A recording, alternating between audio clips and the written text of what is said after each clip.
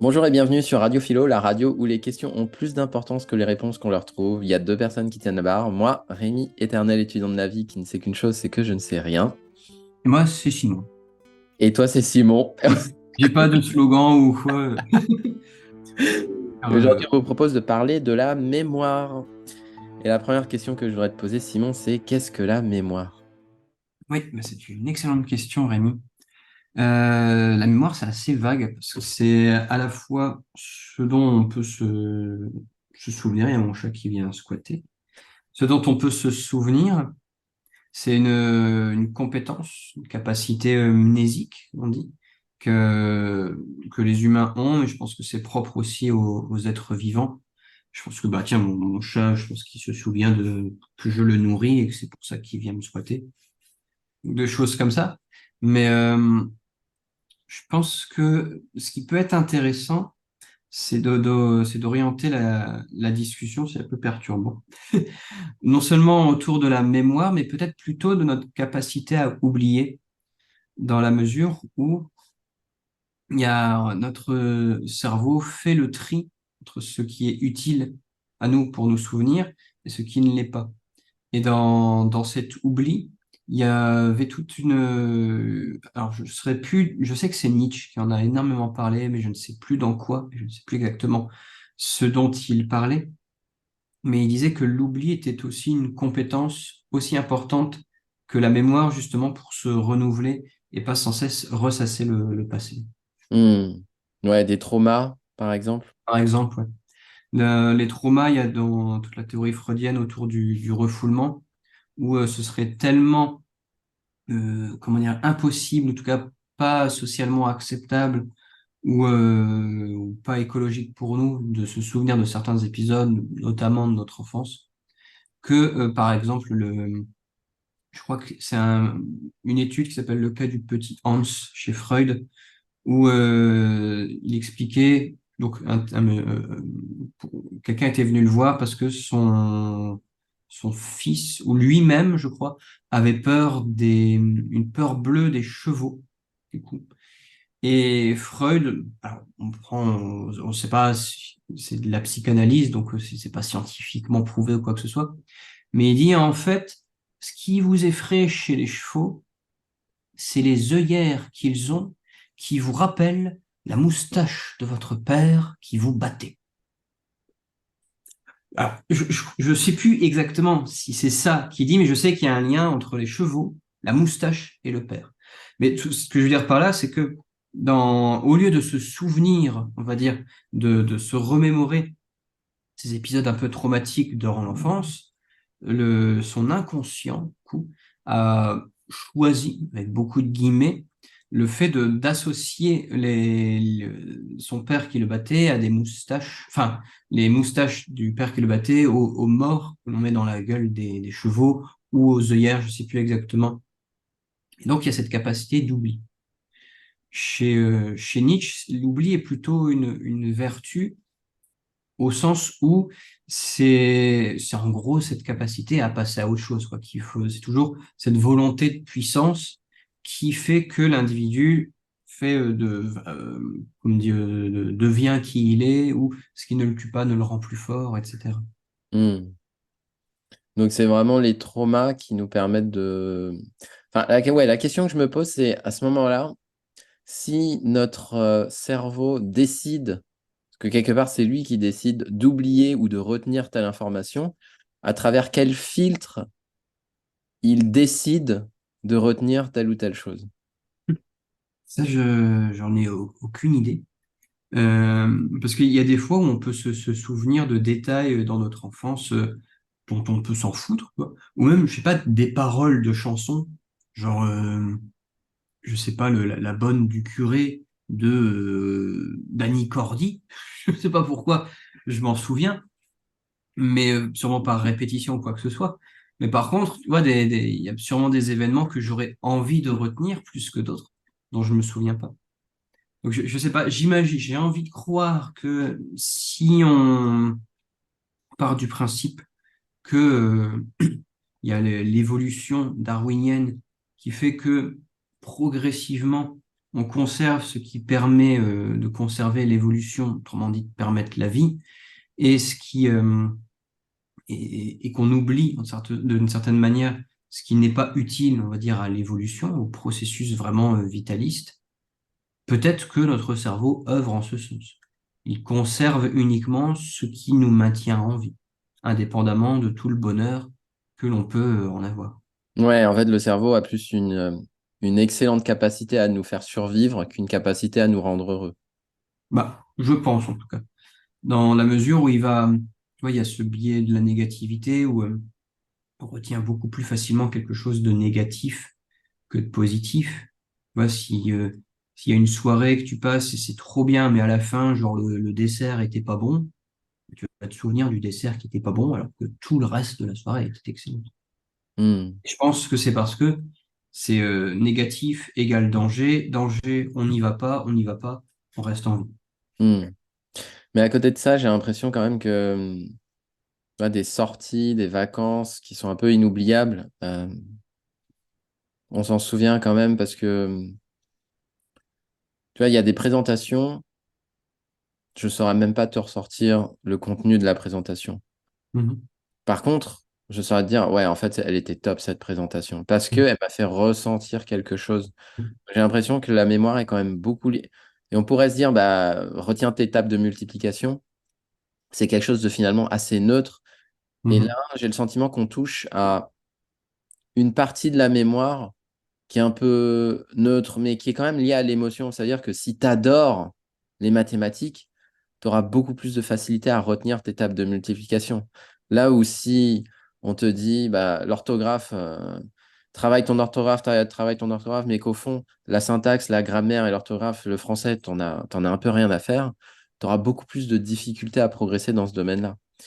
Du coup, j'ai l'impression que la mémoire, notre capacité à retenir les informations, elle est beaucoup liée déjà à nous-mêmes, nos centres d'intérêt, nos valeurs, Mhm.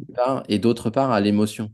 C'est-à-dire que quelqu'un qui t'a trompé, ce moment-là est tellement fort, ou quelqu'un qui t'a fait voir le monde autrement, sous un œil auquel tu n'aurais jamais forcément pensé, et qui, au point où tu en as les larmes aux yeux, ça, ce sont des moments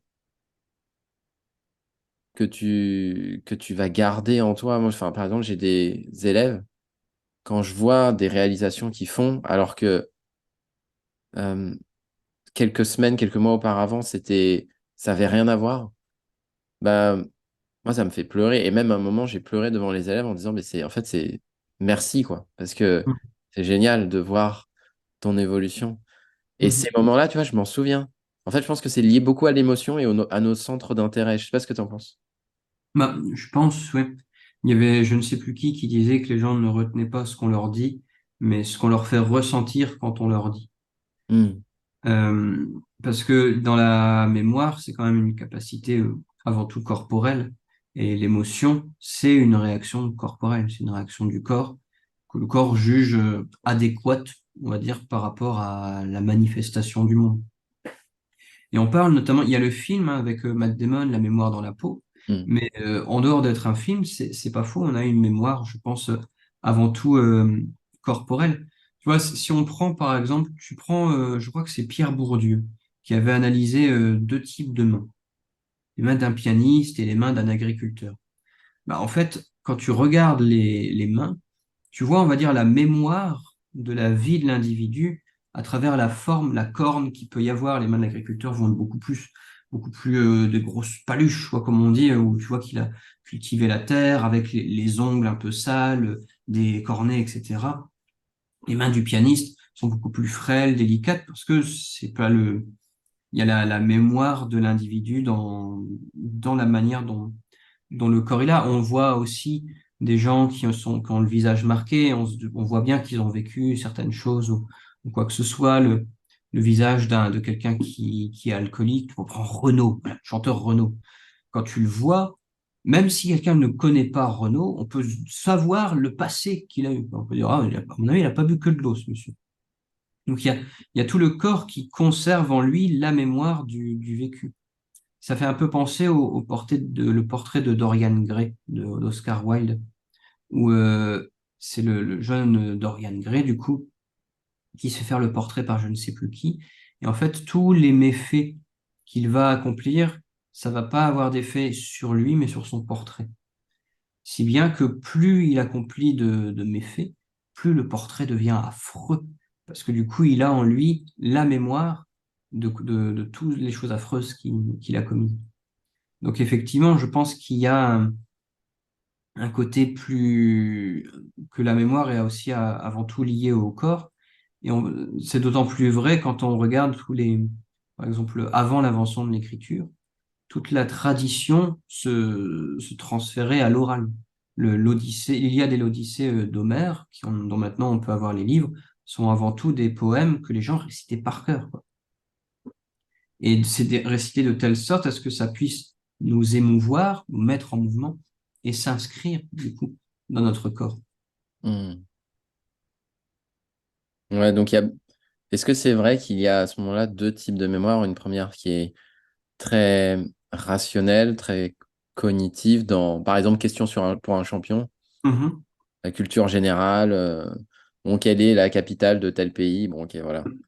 Et puis, il y a une mémoire plutôt émotionnelle qui est liée à notre propre vie, à notre propre vécu. Ah, je pense que c'est la même mémoire, mais ça sollicite, mais la manière de l'apprendre ne sollicite peut-être pas. Euh, comment dire? Je pense que c'est la même mémoire, mais ce serait pas le même usage. Tu vois, il y a pas la même intelligence, on va dire. Le fait d'emmagasiner la mémoire comme compétence, tu vois, avec vraiment des capacités mnésiques, tu as des concours de celui qui retient le plus grand nombre ou quoi que ce soit. Mais, euh, mais je pense que tu as la mémoire au sens de qu'est-ce que tu fais, en fait, de cette mémoire-ci. Toi, une intelligence, savoir quoi faire. Voilà, c'est un petit peu cette phrase de Montaigne. Mieux vaut une tête bien faite qu'une tête bien pleine. Au sens où tu peux savoir plein de choses. Tu vois, je sais pas, ouais, en mode question pour un champion. Ah, ok, mais qu'est-ce que t'en fais? Ok, t'as gagné une encyclopédie Larousse. Après, il y en a qui retirent beaucoup de satisfaction de ça aussi. Oui, ouais, ça va plus être ça. Je pense que c'est la même mémoire, c'est juste à mon avis, pour la personne, c'est hyper important pour elle. Elle a peut-être dans une émotion folle quand elle se souvient de tout et tout. Dans ce cas-là, je pense que c'est la même mémoire, mais à mon avis, c'est pas la même utilisation. Hmm. Et quelqu'un qui dit, non mais moi, enfin, j'en ai marre, en fait, j'oublie tout, j'arrive à rien retenir. Qu'est-ce que ça dit sur la personne? Bah, soit c'est vraiment un problème, du coup. Il y a t'as l'inverse, t'as l'hypermnésie qui fait qu'on se souvient de tout.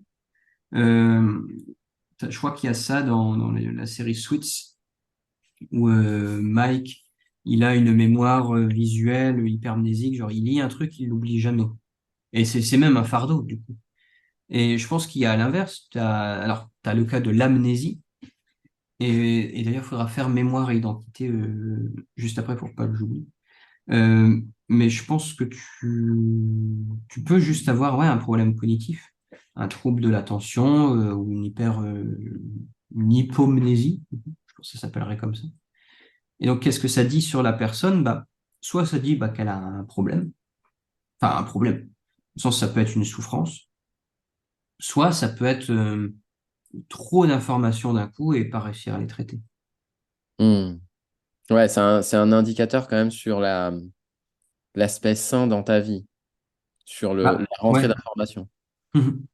Soit ouais, tu as vraiment une vie chaotique et du coup, tu peux pas te souvenir tu te souviens de rien. Et du coup, tu as une charge mentale qui s'accumule et du coup, tu te souviens encore moins de rien. Dans ce cas-là, en remettant de l'ordre dans ta vie, en prenant du recul, avec des méthodes, ne serait-ce que noter, tu as plein de gens qui se font chier à tout retenir alors que, il suffit juste de noter les choses et tu plus à y penser. Moi, je sais que j'ai des tendances justement à oublier facilement les choses. Bah, une appli qui s'appelle, alors je sais pas si je le prononce bien, mais c'est TuxDucks, un truc comme ça, de to-do list, mais que tu arrives à mieux remanier. Bah, comme ça, dès que j'ai un truc que je dois pas oublier, je le note dessus. Et si on me dit tu dois faire quoi demain, bah moi j'en sais rien, mais mon appli le sait. Parce que là, le lendemain, j'ai juste faire les choses, rien n'est oublié. Hmm.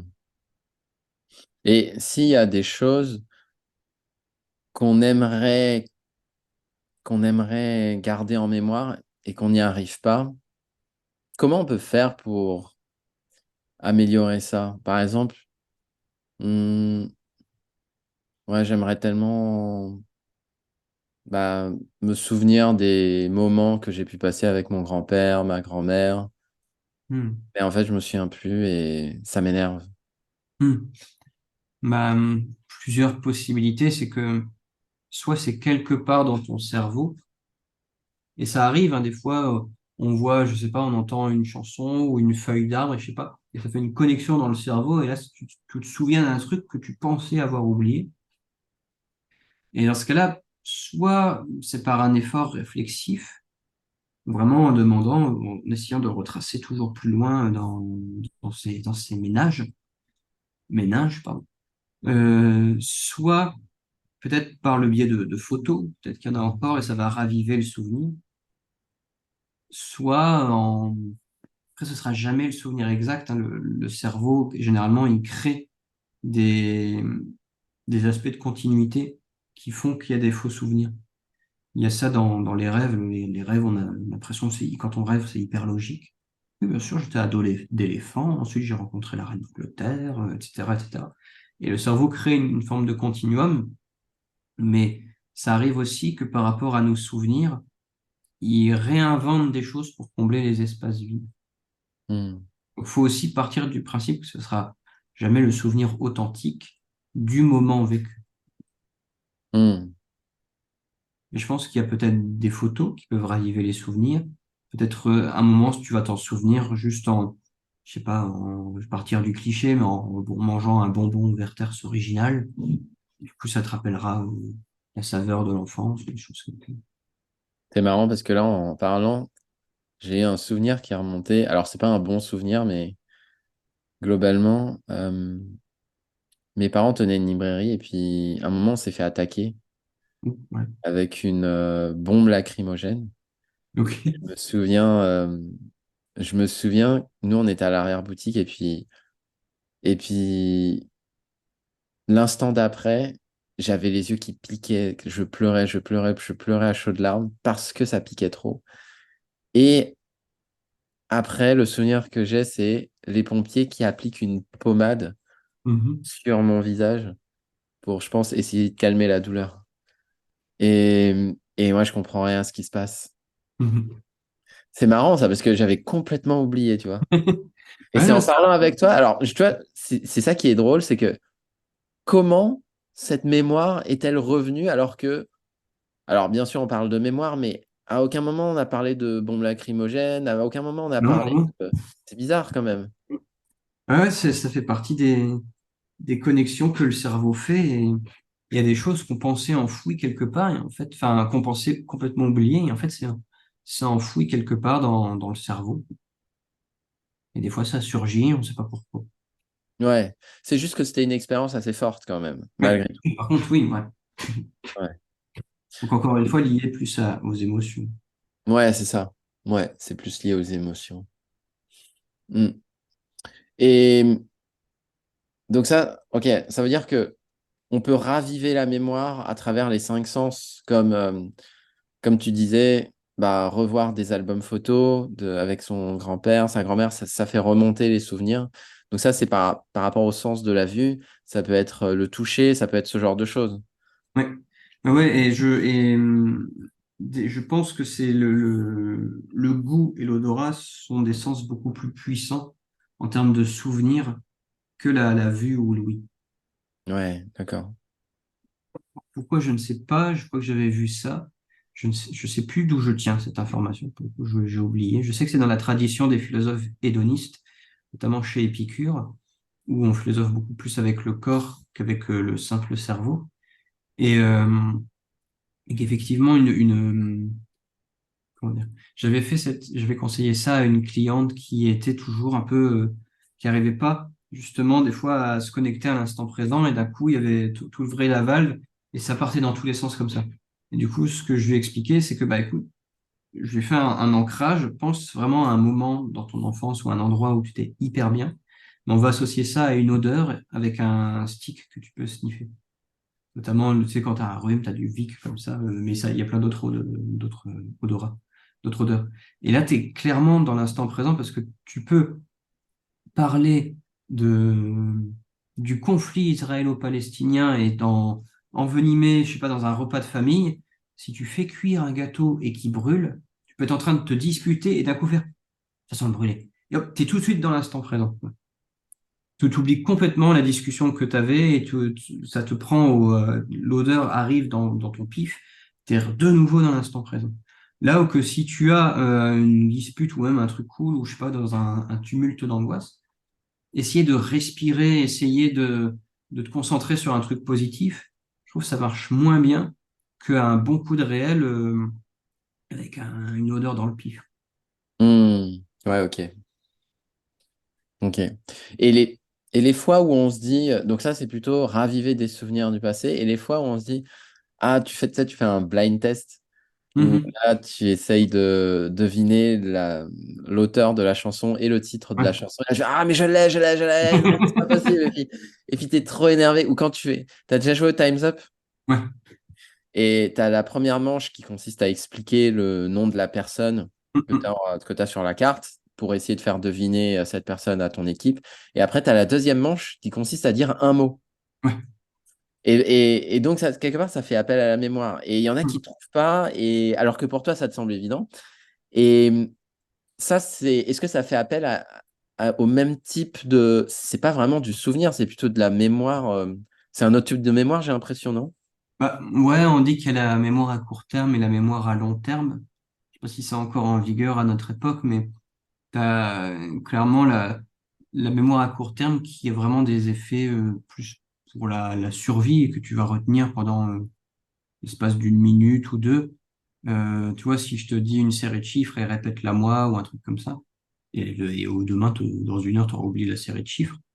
Et tu as je pense que c'est plus ouais, de la mémoire à court terme par association, et je pense que c'est encore une fois une question d'utilité. Par contre, le fait, par exemple, dans la blind test et de pas se souvenir, moi, ça me fait ça. L'image que j'ai quand ça m'arrive, c'est que j'ai l'impression d'avoir quelqu'un qui cherche dans les dossiers, toujours fait, ah, je l'ai, nanana, et qui trouve pas parce qu'il y en a trop d'un coup. Et du coup, après, le temps imparti n'existe plus, enfin, n'est plus là.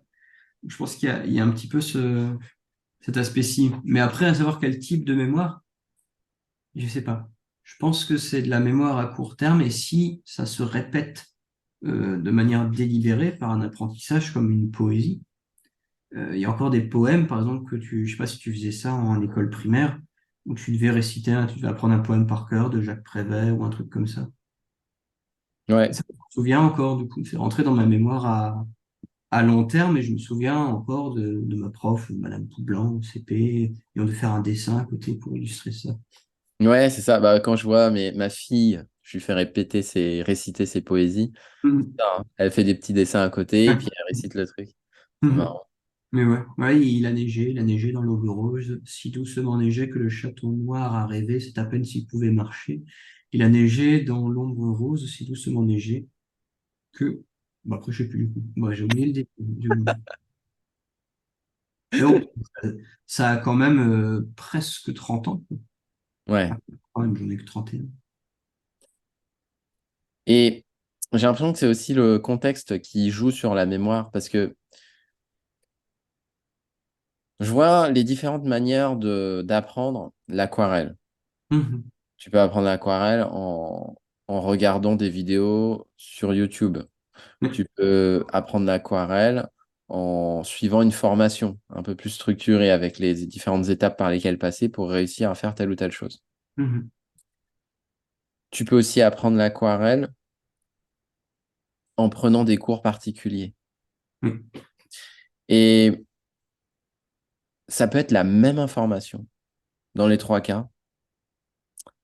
Pourtant, dans le dernier cas, ça sera beaucoup plus puissant et ça va être beaucoup plus rémanent chez la Mhm. personne.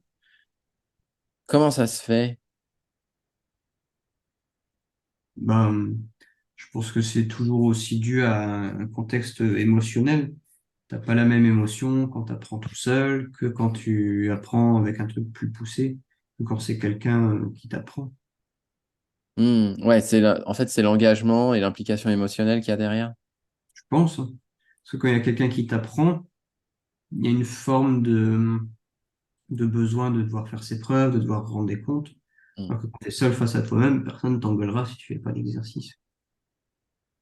Ouais. Et du coup, je pense que ça sous-entend aussi une forme d'engagement.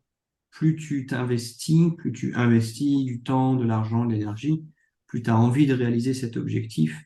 Donc plus la réalisation de cet objectif t'apporte du bonheur, donc plus tu t'en souviens. Hmm. Et ça rejoint le fait que c'est suffisamment important pour toi, parce que si c'est important pour toi, tu vas t'investir plus, que ce soit Mhm. en temps, en finance ou en énergie. Mhm. Et à ce moment-là, tu vas être plus à même de t'orienter vers des solutions personnalisées du style des coachings Mhm. individuels, plutôt que juste quelques vidéos sur YouTube. Et du coup, derrière, tu auras plus de résultats, tu vas mieux retenir. C'est l'idée. Et je reviens sur le lien que je voulais faire entre intelligence, pas du tout, entre mémoire et identité. C'est que la personne que l'on est maintenant, on le sait, il y a cet aspect chez Paul Ricoeur, dans son livre Soi-même comme un autre, qui distingue l'idem de la mêmeté. Tu vois, si je prends, par exemple, je sais pas ce que j'ai là. Bon, bon, ça va pas fonctionner, mais tu vois, ce deux stylos, admettons que les deux soient bleus. Ce seraient les mêmes, ce serait du coup de l'idem. Ce stylo est le même que celui-ci. Et par contre, tu vois, si tu prends une photo de toi à l'âge de 5 ans et une photo de toi maintenant, tu ne te ressembles pas. Et pourtant, tu arrives à reconnaître que tu es la même personne à 5 ans que maintenant. Les autres qui t'ont connu arrivent à te reconnaître, etc. Et ça, c'est plus la mêmeté. Et il y a un truc par rapport à la mémoire, c'est que on sait que nous sommes la même personne parce qu'on se souvient de qui on était, toute la vie que tu as construite, etc., etc. Ce qui fait qu'une personne, admettons, qui souffre voilà, qui a un accident de voiture, qui perd toute sa vie avant son accident, tout oublié, sa femme ou son mari, ses enfants, etc. Il dit, mais qui êtes-vous? Vraiment une grosse, grosse amnésie. Bah, finalement, cette personne n'a plus d'identité, étant donné elle est incapable de se souvenir de qui elle était. Et donc, ce qui permet à ce que dit Paul Ricoeur par rapport à ça, c'est que par rapport à l'identité, notre identité premièrement, n'est pas fixe, n'est pas la même personne tout au long de notre vie, et on ne le saura jamais. La seule manière de pouvoir se créer une identité, c'est par la promesse. Si tu dis à quelqu'un, par exemple, bah, je te promets que demain à 15 heures, je t'appelle, ça veut dire que tu t'engages à être la même personne, être fidèle au principe que demain, tu appelleras cette personne à 15 heures. Et si tu tiens pas à cette promesse-ci, c'est que tu n'es pas le type de personne qui est capable de tenir ses promesses, donc tu n'es pas le type de personne qui est capable d'être la même personne chaque jour. Donc il y a deux choses par rapport à ça. Par rapport à la mémoire, du coup, c'est que c'est l'idée de ne pas oublier qui on a été, parce que ça fait partie de notre existence, et d'être capable, du coup, de tenir une forme de promesse de fidélité à soi-même dans ses actions. Et du coup, aussi, cette grande question, c'est qui sont les gens qui ont perdu leur mémoire, quoi. Je pense que c'est ça une souffrance qu'il peut y avoir aussi dans les prémices d'Alzheimer, quand tu te rends compte que tu te souviens plus du visage de tes enfants ou des choses comme ça. C'est que tu te demandes, bah, qui, qui suis-je? Hmm. C'était Et, juste cette petite aparté. et parfois, on peut être aussi trop attaché à qui nous sommes. Mhm. Oui, c'est clair. Du Et du style, coup, bah non, mais moi, en fait, j'ai toujours été prudent dans ma vie, j'ai toujours fait attention. mhm. Et du coup, tu t'interdis de vivre des expériences qui peuvent t'épanouir. Parce que tu es trop prudent. Bah, Ouais. faisons le saut en parachute. Bah, au fond, tu penses que ça peut t'aider à te libérer, tu penses que ça peut t'aider à vivre quelque chose qui peut Mhm. être important pour toi. Et parce que, bah, je sais pas, moi, qu'un proche te propose de le faire ensemble et du coup, bah, tu dis, ouais, ça peut être vraiment un truc sympa. Et à côté de ça, tu te dis, bah, non, mais c'est pas très raisonnable, c'est pas très ci, c'est pas très ça, parce que tu es attaché à qui tu es. Mhm. On en Oui. revient à cette question d'identité. Mhm. Est-ce que, ouais, le fait d'être vraiment trop attaché à qui nous sommes aujourd'hui nous empêche de devenir la personne qu'on souhaiterait être demain? Mhm. Oui, tout à fait. Et ça, c'est là où il faut justement un petit peu, pas forcément aller à l'encontre de soi-même, parce que si on sait qu'on a vraiment envie beaucoup de faire ça, on le fera. Mais, mais dans ce cas, il faut peut-être oublier, tu vois, la personne qu'on a été, ou le temps d'un instant, pour justement devenir la personne qu'on a envie d'être. Et comment on oublie qui on est lorsqu'on y est tellement, tellement attaché? Hmm.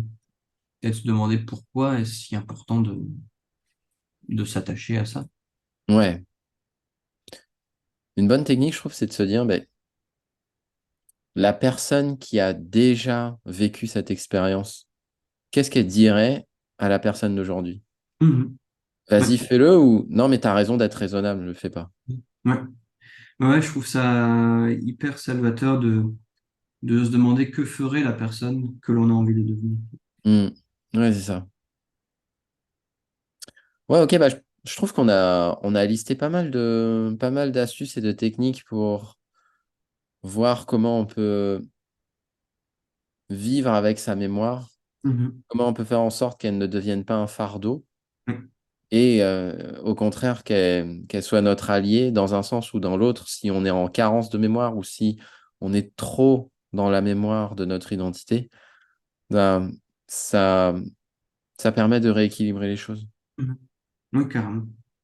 Carrément, carrément. On peut s'arrêter là.